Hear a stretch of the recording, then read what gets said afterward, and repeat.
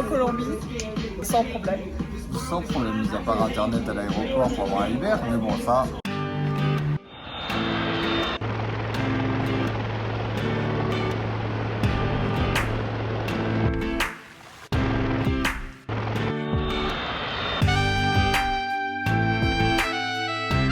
À l'aéroport du Mexique, on est tombé sur une madame charmante au check-in qui a décidé de contrôler tous les papiers dont on pouvait potentiellement avoir besoin, c'est-à-dire formulaire de migration de la Colombie, les vaccins, le petit papier qui prouvait qu'on était rentré dans le territoire mexicain et on avait bien 60 jours. Elle nous a renvoyé à l'immigration parce qu'on n'avait pas le tampon de sortie, elle nous a dit qu'il faudrait payer, mais heureusement on avait le reçu. Si on n'avait pas pensé à l'entrée au Mexique, à demander le reçu, comme quoi on avait bien payé, on aurait dû repayer là parce qu'ils nous auraient pas cru qu'on avait payé à l'entrée alors qu'ils vont tous payer à l'entrée. Donc petite astuce, quand vous rentrez sur le territoire en voiture, pensez à demander un reçu de paiement, comme ça vous êtes sûr de ne pas repayer la station. Parce que le mec à l'entrée, il avait l'air de trouver ça étrange qu'on demande le reçu et de dire qu'on n'en aurait pas besoin. Et on l'a gardé précieusement et on a bien fait. Il nous a même demandé notre billet de sortie de Colombie.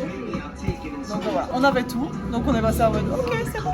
Et puis ouais, là on est arrivé à Bogota, on a pris notre chambre d'hôtel et on a été au restaurant le plus typique qui avait à côté de chez nous. Ouais, et qui prenait la carte. Et qui prenait la carte, on n'a pas d'espèce pour le moment, donc on fait qu'avec la carte. Donc on est au restaurant Rica Sole dans la Candelaria et apparemment ils sont particulièrement connus pour leurs picadas, donc c'est un espèce de plateau que tu peux prendre pour 1, pour 2, pour 3, pour 4, pour 5, avec divers petits morceaux de viande frits, des frites, etc.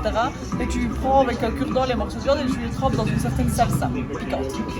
Donc nous, comme on a de la bouffe, on va juste essayer ça. Donc voilà. Alors, bon appétit. Hein. Bon appétit.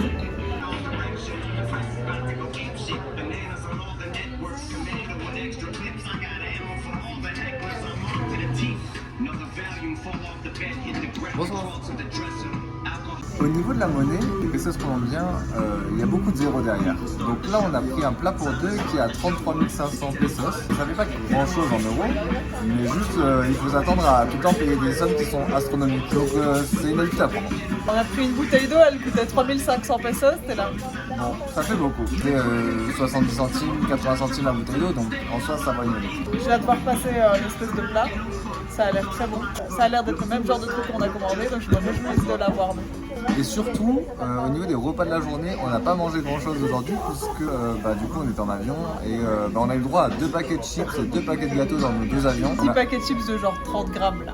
Midi on a pris un Subway avec un Sub 15 et puis c'est tout, donc on commence à avoir un peu la dalle. Et ce matin on a genre mangé 450 grammes de yaourt avec de la banane. Voilà, donc pas très équilibré aujourd'hui. Ouais, bon, c'est un peu random. On survit. Hello. C'est notre premier petit déjeuner colombien. On a été dans une institution de la ville, c'est un établissement qui a plus de 200 ans. C'est la Puerta Falsa que ça s'appelle. Et donc ici on vient de commander quelque chose de typique. C'est un... un chocolat chaud apporté avec du pain, du beurre et du fromage. Puisqu'apparemment faire fondre le fromage dans le chocolat chaud ici c'est muy typico. Sachant que je n'aime pas le fromage. Et les tamales, parce qu'apparemment c'est très classique aussi ici, et puis ils sont très bons apparemment ici. On va tester, on va voir ce que ça donne. Et du coup c'était notre première nuit en Colombie, je me suis réveillée, je savais plus où j'étais. Je me suis réveillée, j'étais en mode, tiens on a laissé de la lumière allumée dehors, je pensais toujours être dans l'appartement à Cancun, et puis j'étais là, ah non c'est un couloir dehors, donc c'est juste la lumière du jour, et puis je me suis dit, mais on est où? Juste en Colombie, on a changé de pays, tout va bien. Il fait beaucoup plus frais. Ah ouais. Du coup, bon. On a les polaires et on a mis les petits t-shirts et les pantalons, ça change de grand coup. Et donc si on ne change pas bientôt de climat, on va redevenir blanc comme des culs. Voilà notre première partie de petit déjeuner. Donc on a bien notre chocolat chaud, notre pain et un bout de fromage. Et je ne sais pas comment manger ça. Ah, il y a les tamales qui arrivent. Gracias. Gracias.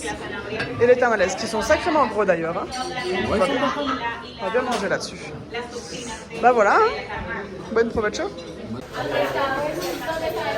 J'ai un peu peur. Le fromage, on va supposer que c'est comme ça. Dans le chocolat chaud. Ça a vraiment une gueule de fromage, ça me... Mais c'est du vrai cette fois-ci.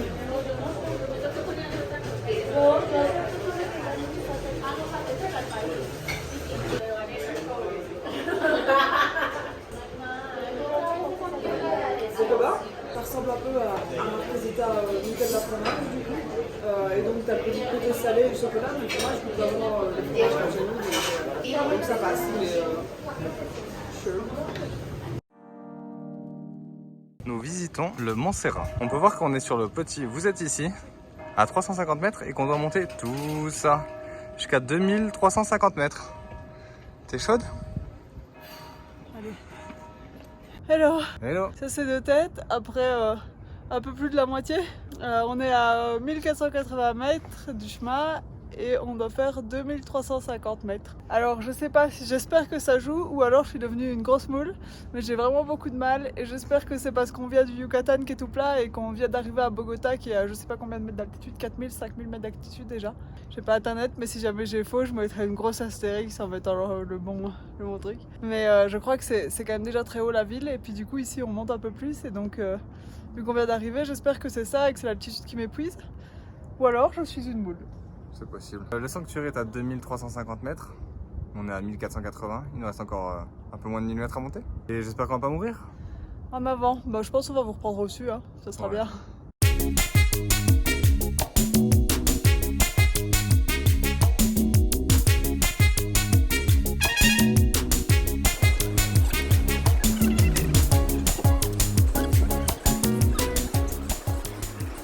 Et voilà. On vient de gravir 2500 mètres pour faire cette petite montée et avoir à peu près cette vue.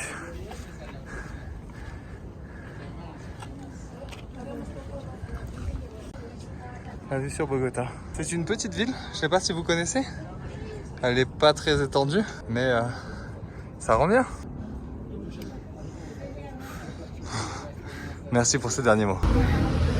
On a pris un menu del dia, un restaurant vite fait qu'on a trouvé. Ah, il y a une boisson qui arrive, qui était pas chère du tout. Et du coup, ça comprend une soupe, le plat et apparemment les petites boissons. Et donc là, la soupe, c'est un ajiaco, qui est un type de soupe très populaire ici à Bogota. Et donc, on va goûter la soupe. Et puis sinon, on a déjà reçu le plat. Donc voilà, c'est plutôt cool. On va bien manger, je pense. Bon app. Après notre premier menu del dia, mais clairement pas le dernier si vous nous suivez sur Instagram, on a été voir le musée de l'or à Bogota, où on a vu plein de très belles pièces. La visite était super longue, mais c'était cool. Hello. Aujourd'hui on est à Zipaquén et on va visiter la cathédrale de sel qui est dans ce village. Donc c'est une cathédrale qui a été construite dans une mine de sel. Le village est très mignon. Ouais, c'est très joli. Donc c'est chouette déjà. Le transport par contre est terrible. Ah ouais. Il nous a fallu 1 heure pour sortir de la ville, donc nous on loge dans la Candelaria et il fallait aller à la gare station Nord. Ça a pris du temps. Ouais. Il nous a fallu 1 heure de taxi.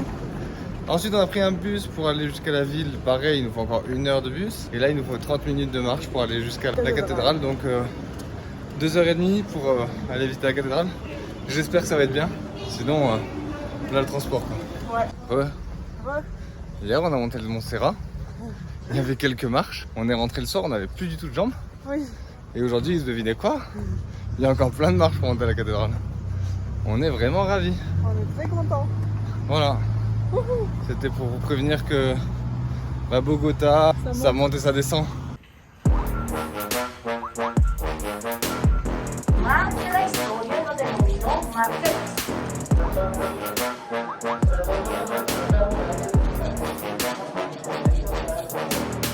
Bonsoir. Bonsoir. Donc on est en train de visiter la cathédrale. Vous pouvez d'ailleurs voir une croix derrière nous. Et donc en fait on est au 8e state. Donc il y a différents states et à chaque fois, chaque étape représente une étape du voyage de Jésus depuis le moment où il est sur la croix. Chacune des étapes est représentée par une croix, un tout petit peu différente, qui fait que l'interprétation est très différente. Donc par exemple ici on a, je vous montrerai après, Jésus qui console les femmes de Jérusalem. Et donc on suppose que les femmes de Jérusalem, c'est les deux gros rochers sur le côté. C'est très abstrait comme art. Et donc il y en avait un autre avec une croix un peu rentrée dans le mur. Et donc ça c'était une femme qui essuyait le visage de Jésus alors qu'il était sur la croix. Pardon, j'ai oublié le nom de la femme, mais voilà. Il y en avait une autre où la croix est un petit peu craquelée. Ça représente le moment où Jésus est tombé de la croix. Puis à un moment donné, c'est encore plus craquelé. Du coup il est tombé pour la deuxième fois. Enfin ça, beaucoup de croix. Et du coup c'est un tunnel avec des croix jusqu'à présent. Je suppose qu'on va arriver à la cathédrale en elle-même.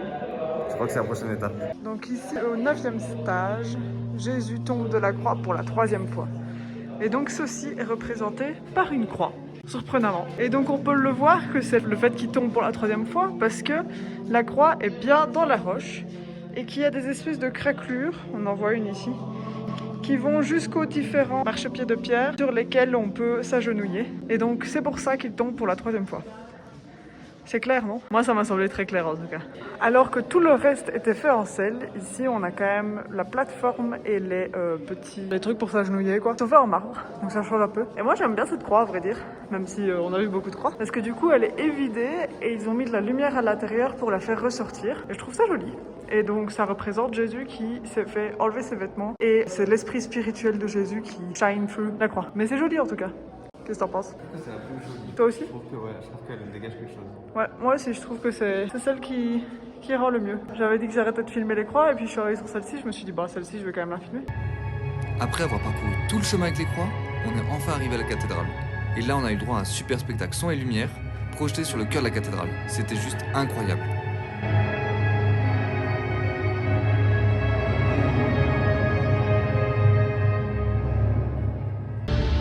Bon, pour tout vous dire, on a un petit peu oublié de filmer la cathédrale, mais bon, comme ça vous laissera la surprise. Et ensuite, on a été voir un film proposé dans la mine des sels qui retrace un petit peu l'histoire de la construction. Et le film était plutôt bien réalisé, on a bien kiffé. Du coup, on est toujours dans la mine de sel et on a été faire pipi dans une mine de sel. Super activité. Après être passé dans la cathédrale, on a continué notre chemin et à ce moment-là, on arrive un peu dans une zone touristique de la mine de sel avec notamment un espace spa. Aussi, il est possible de manger ici, de boire, d'acheter de l'émeraude puisqu'apparemment dans la mine de sel, on trouvait de l'émeraude et donc il y a des ventes d'émeraude qui sont. Et voilà, il y a encore quelques petites statues et tout, mais c'est très sympa.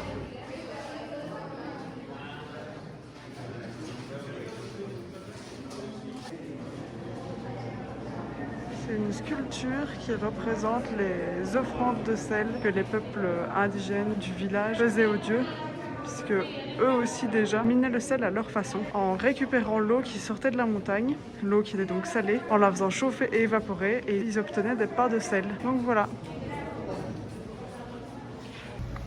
Hello! Hello! Nos yeux se réhabituent à la lumière du jour parce qu'on vient de sortir de la mine de sel dans laquelle on est resté 3 heures, je pense. Bah c'était cool. Je sais pas si ça vaut vraiment le déplacement des 3 heures de transport, enfin Ouais, 2h30. long.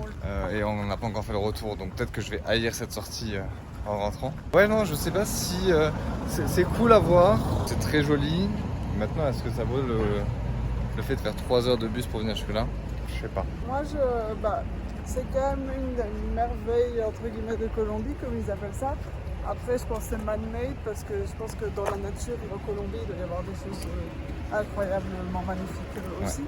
On verra ça de toute manière. Je pense que si c'est pour rester plusieurs jours à Bogota et à un moment donné avoir plus rien à faire, pourquoi pas se dire de venir jusqu'ici et venir voir la mine de sel. Parce qu'en vrai, c'est vrai que c'est quand même impressionnant. Le travail qui a été fait, c'est énorme. Et puis il y a la visite, il y a la cathédrale en elle-même, il y a le chemin avec les croix avant, il y a le petit film. On apprend un peu plus sur l'histoire de comment ça a été découvert, comment ça a été exploité au cours du temps. Et moi, ça m'intéresse. Mais c'est vrai que pour nous, vu qu'on était en transport en commun, ça fait long quand même. Ouais. Le seul petit défaut que je trouve, c'est qu'il y a beaucoup de touristes. Il y a beaucoup de gens. Il y a vraiment des tours qui viennent et genre des gros groupes de 60 personnes. C'est impressionnant. C'est pas notre tourisme en fait. Ouais. Nous on aime bien aller dans des coins un peu reculés et à l'encontre des trucs touristiques. On mange quasiment jamais de tours, etc. Donc là c'était un peu fatigant de voir tout ce monde. Quoi. Mais c'est vrai que du coup on se dépassait par tous les groupes parce qu'ils étaient un peu en safari photo en mode minuscule explication du guide, photo, passé, minuscule explication du guide, photo, passé. Nous on restait, on regardait un peu chacune des croix, un peu plus en détail quand même, etc. Et du coup on se dépassait par des groupes et des groupes et des groupes parce qu'on était plus lent, on prenait plus notre temps. Mais ce que je trouve qui est mieux, quitte à faire les 12h30 de trajet jusqu'ici, autant prendre son temps. Mais tu vois, je me dis, Antonin, genre c'est parce que moi je m'étais dit ici qu'on le faisait sur un espèce de demi-journée et qu'on rentrait pas trop tard. Ouais. Mais en vrai, le village doit être mignon aussi. Ouais. Donc je pense que si tu viens ici vraiment pour passer la journée, et si t'es motorisé potentiellement, si t'es pas en bus, si tu prends le taxi, que t'as les moyens de prendre le taxi. Ouais, c'est cool quand même. Ouais, c'est vrai. Et ouais, là on va aller visiter un petit peu la ville, trouver quelque chose à manger. Et puis tout doucement retourner vers Bogota. Quoi. C'était tout pour nous. Passez une bonne journée. On a repris un menu d'El Dia aujourd'hui, devant une route un peu bruyante, donc désolé pour le bruit. Mais je suis toujours fascinée par la conception des féculents ici. Parce que du coup, ici, sur une assiette, j'ai des patates, du riz et des pâtes. Et puis un bout de poisson et un tout petit peu de légumes. Mais c'est pas la première fois qu'on a des assiettes à multiples féculents. Et apparemment, ça n'a pas l'air de poser de problème. Alors ici, on n'a pas très bien compris. Mais il y a une rue, et elle est longue en plus. Avec que des lunetiers. Avant de prendre le bus pour Santa Marta, on s'est arrêté au marché de Palo Quemao. Il est réputé pour ses fruits et légumes. On a donc acheté plein de fruits qu'on ne connaissait pas pour les goûter. Intéressant. Des piments. Plein de piments. Du coup, on va goûter ces petits fruits. Les trois choses qui ressemblent à de la tomate, là. La pitaya. Probablement ce fruit-là qu'on n'a pas la moindre idée de ce que c'est. Et puis sinon, ce fruit-ci, qu'on a déjà goûté, qu'on aime bien. Et les litchis là en dessous. On goûte les fruits. Et donc là, on goûte un truc qui de base ressemble à une tomate, s'appelle une tomate. Mais finalement, on n'a pas l'air trop d'une tomate. Ça a une texture de mangue. Ouais, je dirais un truc comme ça. Et sinon, on n'a pas filmé, oups. Mais on a mangé des litchis. Voilà. Et on a aussi mangé un gros fruit connu. On affichera ici le nom du fruit si on le retrouve. Si on le trouve d'ailleurs. Et on a aussi fait des vidéos pour Instagram, donc au pire on mettra ça. Au niveau du planning, ce soir on va à Santa Marta en bus de nuit, donc on part de Bogota et on arrive à Santa Marta demain matin. On a prévu d'aller à un village où, comme d'habitude, j'ai oublié le nom parce que c'est pas mon truc, moi les noms, vous savez. Mais Chloé, peut-être tu le sais. Voilà, Chloé ne sait pas non plus. On va arriver là-bas, le but c'est de faire le désert de la Guajira par nous-mêmes et on verra ce que ça donne. Hein. Attention, je vous ouvre le fruit. Attention, vous êtes prêts? Non. Je suis mal coupé. C'est une putain de tomate. Finalement, ça ressemble quand même vachement à une tomate. Maintenant, quand on a, c'est fait chier à l'éplucher. Mais il me dit que ça goûte la salade de tomate avec le basilic et tout dedans. Ça goûte la salade de tomate, je confirme. Et voilà, c'est la fin de la vidéo sur Bogota. J'espère que vous avez bien kiffé la vidéo. Si c'est le cas, n'hésitez pas à mettre un pouce bleu et à vous abonner. On se retrouve dans la prochaine vidéo, dans le désert. Allez, ciao!